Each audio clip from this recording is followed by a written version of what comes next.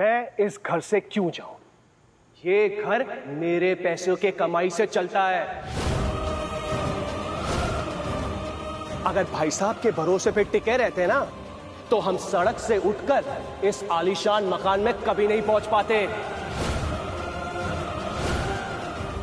गुस्से में ही सही, और प्रमोद जो कह रहे हैं सही कह रहे हैं। आज जो कुछ भी है, सालों से प्रमोद ने मेहनत करके बनाया। भाई साहब तो दुकान से कभी बाहर आए ही नहीं, और संजू, उसे तो परागी से ही फुर्सत नहीं है। चाची प्लीज, आपको जो कहना है आप मुझसे कहिए, मैं छोटा हूं आपसे। कम से कम पापा के लिए तो कुछ मत कहिए। मैं जानता हूं चाचू की अर्निंग ज्यादा है, वो हम सबसे ज्यादा पैसे कमाते हैं, लेकिन गवाते भी हैं अपनी इज्जत, हमारे पूरे परिवार की इज्जत।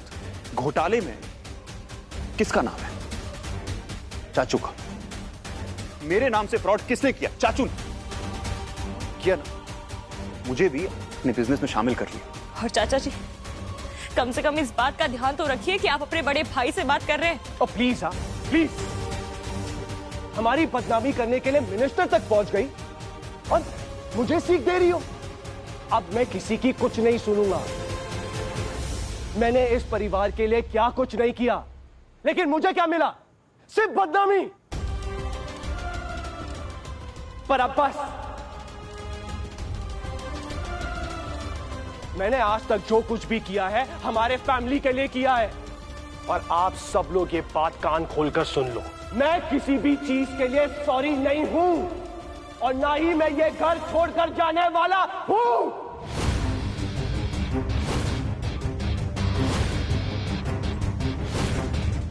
पर अब मैं एक फैमिली जैसा भी नहीं रहूंगा।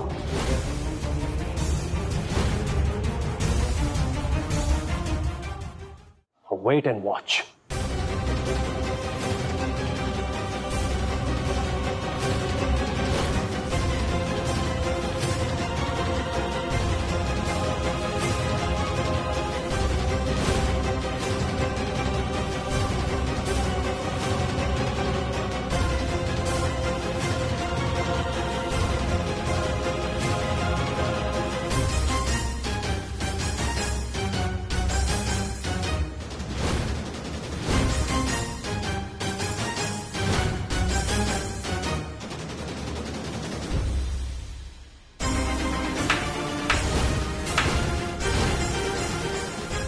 मैंने इस घर के बीच में लकीर खींच दी है, और ये बंटवारे की लकीर है।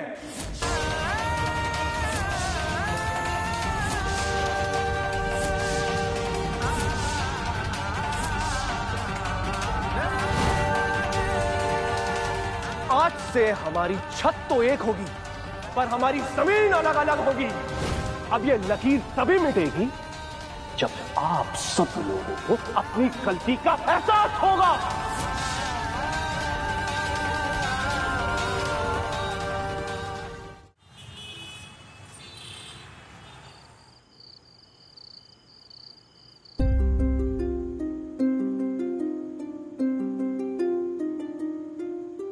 यकीन नहीं हो रहा परागी, यकीन नहीं हो रहा है कि बंटवारे की लकीर हमारे घर में, वो भी चाचू की वजह से। तुम्हें पता है ये घर, यहाँ मेरा पूरा बचपन बीता है। जॉइंट फैमिली के साथ रहना कैसा होता है ये मैं बहुत अच्छे से जानता हूँ। हम लोगों ने साथ में सारे सेलिब्रेशन किए।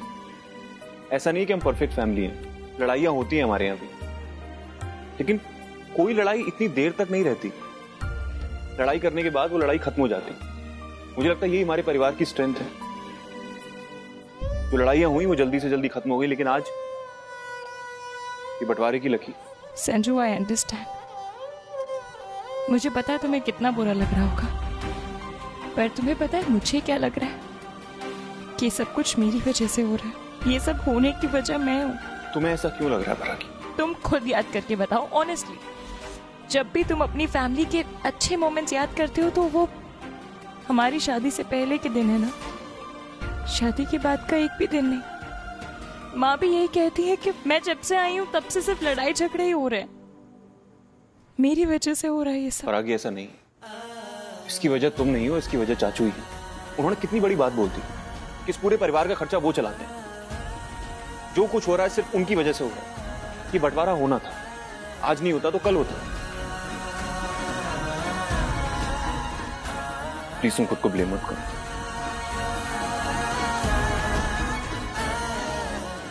संजू, ये सब से हम इतना अफेक्टेड हैं, पापा ये सब कुछ कैसे हैंडल करेंगे?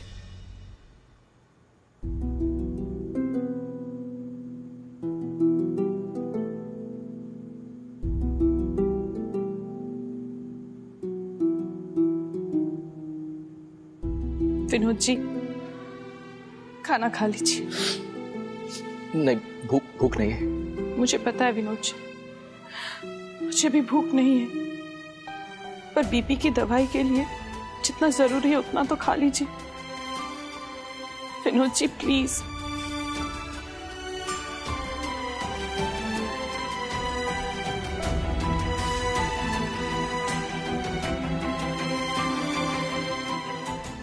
सुषमा जी,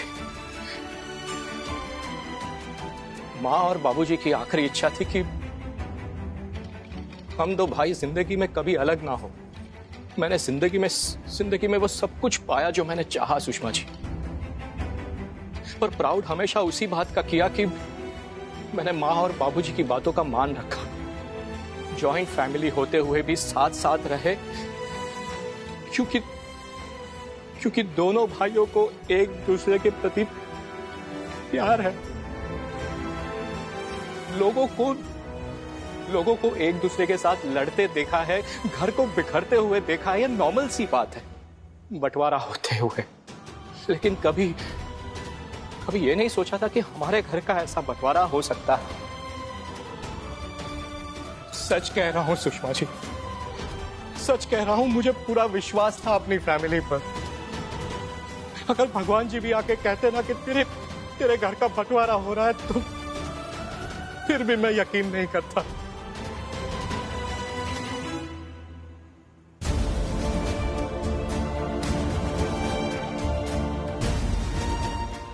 माँ पापा,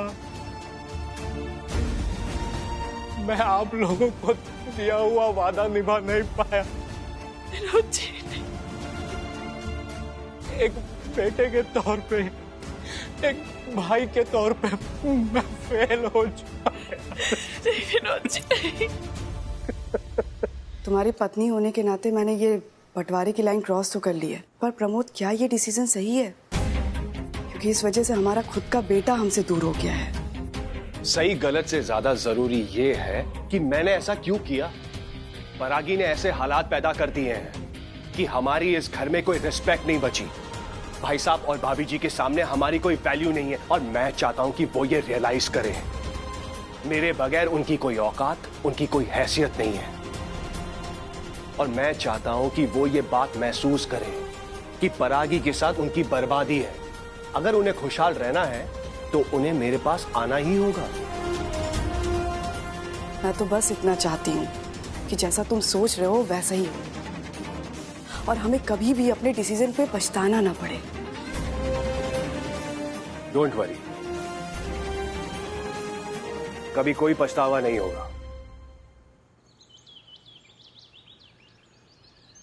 कल धूप में मैंने इतने सारे शॉपिंग के बैग उठाए, रात भर कंधे में दर्द हो रहा था मेरे। अगर इस घर में शांति से रहना है तो ये सब करना पड़ेगा, ये सारे काम करने पड़ेंगे। अतुल, तुमने सही कहा, ये एक दिन की बात नहीं है। सासू माँ के टॉर्चर पे फुल स्टॉप लगाने की जरूरत है।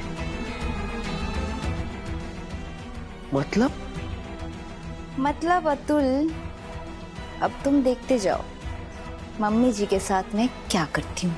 अब शिकारी खुद शिकार बनेगा।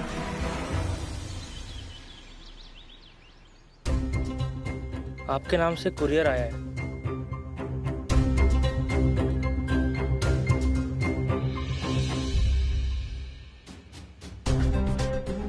एडवोकेट भट्ट का कुरियर?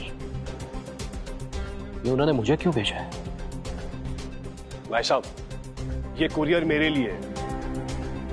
एडवोकेट भट्ट ने आपके नाम से भेज दिए हैं। लाइए, मुझे दीजिए।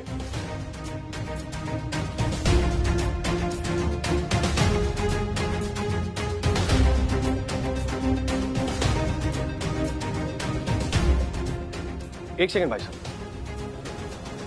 ये पेपर्स मैंने ही मंगवाए हैं बिजनेस के बंटवारे के लिए।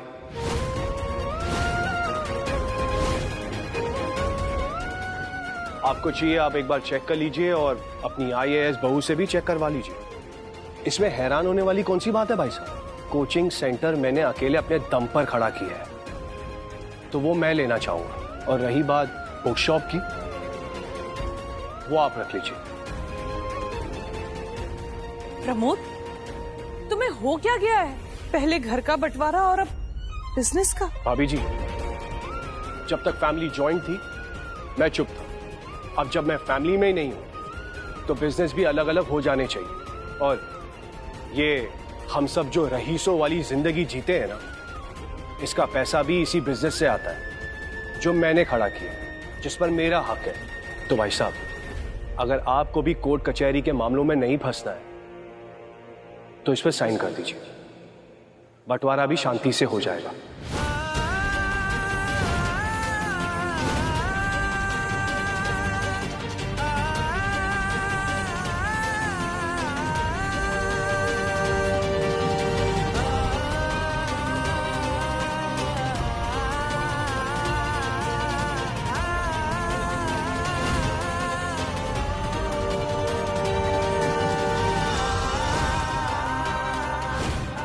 मैंने इस घर के बीच में लकीर खींच दी है और ये बंटवारे की लकीर है।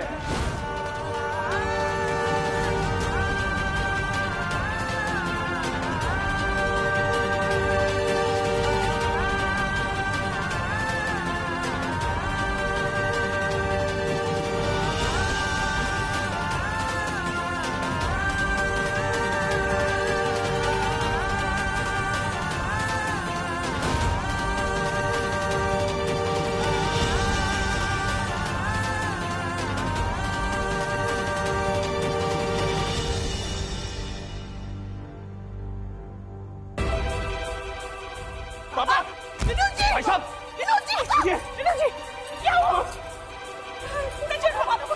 जल्दी पानी लेके। प्रमोद, सोच क्या रहे हो? देखो तो सही, भाई साहब को हुआ क्या है? भाई नो, हम जा सकते हैं पर हमें जाना नहीं है, क्योंकि अगर हम गए तो हम हार जाएंगे।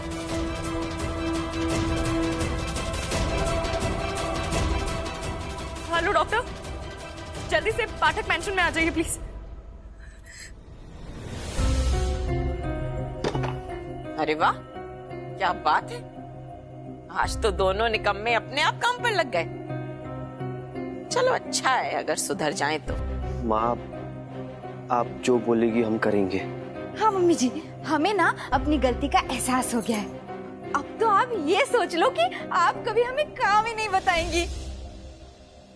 माँ, इसके बोलने का मतलब है कि आपके बताने से पहले ही हम सारा काम कर लेंगे। हाँ, मुझे पता है तुम दोनों को काम करने की आदत नहीं है और शायद तुम दोनों मुझसे नाराज भी हो, लेकिन सच बताऊं, ये सख्ती मैं दिल से नहीं तुम्हारे साथ कर रही, मजबूरी में कर रही थी।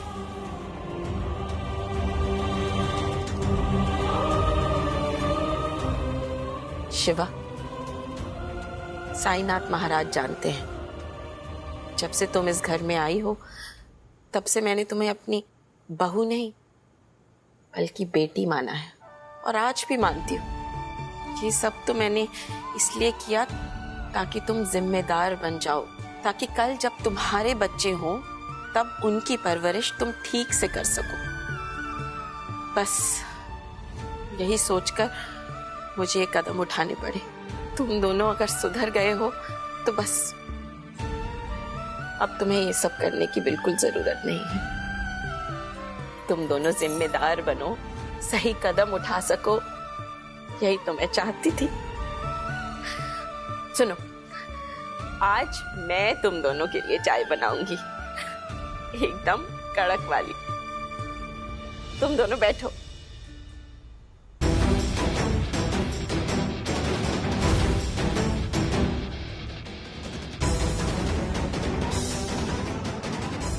अब बचाओ दे। मम्मी जी।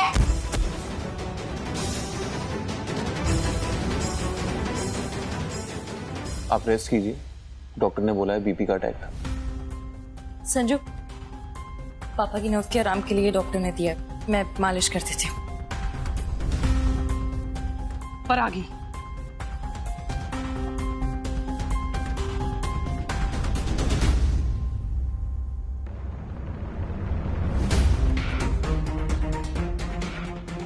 जख्म देने वाले हाथों से मरहम का नाटक अच्छा नहीं लगता है परागी।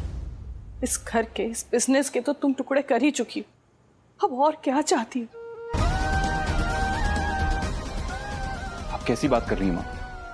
आप परागी को ब्लेम कर रही हैं, आपको पता है ना कि सब कुछ चाचू ने किया है। संजू, तुम्हारे पापा और प्रमोद जैसे भाइयों का, मेरे और बेबी जैसे बहनों का ना लोग मिसालें दिया करते थे। इसने आते ही हमारे बीच में दरारें पैदा करनी शुरू कर दी। इस घर की शांति, इस घर का सुख, सब कुछ छीन लिया इसने। जो कभी नहीं सोचा था वो हो रहा है इस घर में, बंटवारा हो गया है। माँ, ये सब कुछ चाचू और चाची ने किया है, आपको नजर नहीं आ रहा है? संजू, एक घर को जोड़े रखने की जिम्मेदारी ना एक अच्छी बहू की होती है। परागी एक अच्छी आईएएस ऑफिसर तो बन पाई, लेकिन इस घर की अच्छी बहू नहीं बन पाई। ये घर टूट कर बिखर गया और तुम उसे टूटने से नहीं बचा पाई। भगवान न करे अगर इनको कुछ हो गया ना, तो ना तो मैं तुम दोनों को और ना बेबी और प्रमोद को माफ कर पाऊंगी। किसी को माफ नहीं करूंगी मैं। I am really sorry. I am sorry कि आप मेरी वजह से इतना दुखी है, इतना हर्ट है। और हाँ, सही कहा आपने, एक बहू का फर्ज होता है घर को जोड़े रखना, और मैं वो नहीं कर पाई। बट आई प्रॉमिस माँ, मैं घर को इस तरह बिखरा हुआ नहीं रहने दूंगी। मैं सब ठीक कर दूंगी। I am sorry.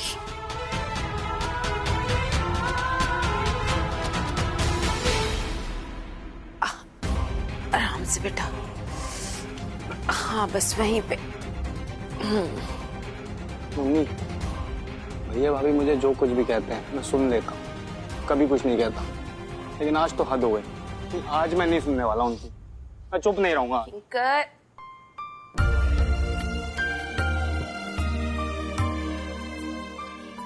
Mummy ji, sorry mummy जी, लगी तो नहीं?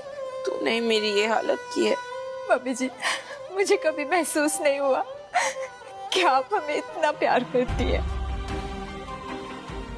माँ अपने बच्चों से नाराज रह सकती है क्या? नहीं, कभी नहीं। पर आप हमें हमेशा डांटती रहती हो, हमेशा कुछ ना कुछ बोलती रहती हो, और अब तो क्या, हाँ, नौकर जैसा काम करवाना भी शुरू कर दिया। आप बताइए, हमें कैसे पता चलेगा कि आप हमसे इतना प्यार करती है? हाँ मम्मी जी, काम करा करा के तेल निकाल दिया था आपने, इसीलिए तो मैं वो तेल, मेरा मतलब है अगर मैं आपको आराम नहीं कराती तो हमें कैसे आराम मिलता। पर मम्मी जी, अब हमें गलती का एहसास हो गया है, प्लीज हमें माफ कर दीजिए।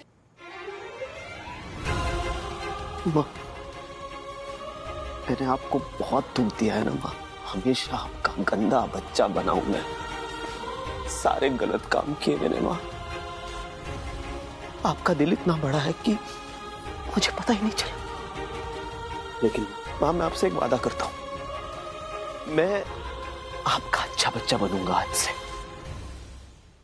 आप जैसा चाहती है वैसा, और एक दिन आपका नाम गर्व से ऊंचा करूंगा। देखना। हाँ मम्मी जी, अब मैं भी इस घर के हर काम और हर जिम्मेदारी में आपके साथ खड़ी रहूंगी, और मैं परागी से भी माफी मांगूंगी। बस आप हमें माफ कर दीजिए मम्मी जी। माँ, गलती से भी आपका दिल नहीं दुखाऊंगा।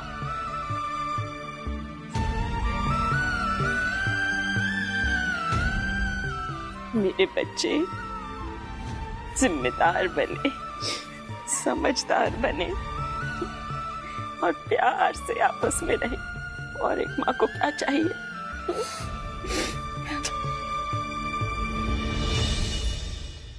भाई साहब को कमरे में तो लेकर गए हैं, लेकिन मुझे बहुत टेंशन हो रही है कि भाई साहब की अब तबीयत कैसी है।